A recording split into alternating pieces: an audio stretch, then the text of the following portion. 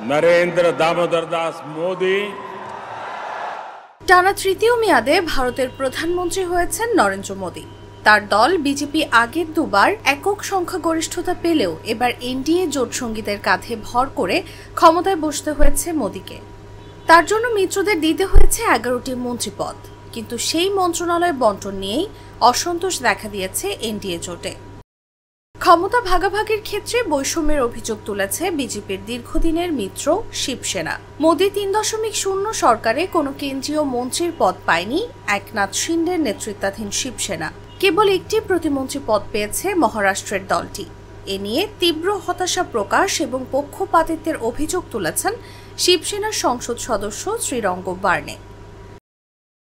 যদিও দলটির আরেক নেতা শ্রীকান্ত শিন্ডে স্পষ্ট করেছেন তারা নিঃশর্তভাবেই মোদী সরকারকে সমর্থন করছে এবং এর সঙ্গে ক্ষমতার জন্য দর কষাকষি বা আলোচনা জড়িত নয়।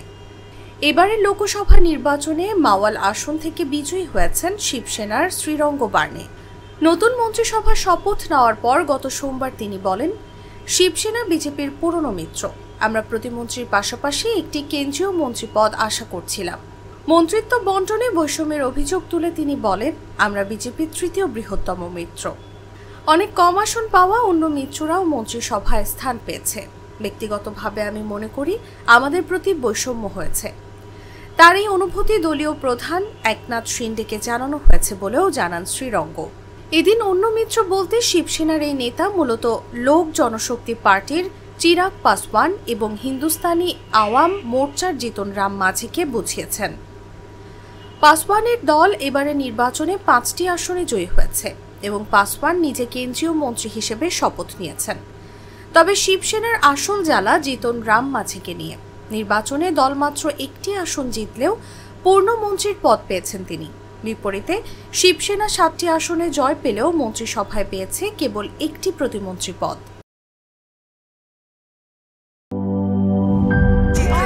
ট্রেন 2 ঘন্টা 33 মিনিট 3 ঘন্টা 33 মিনিট।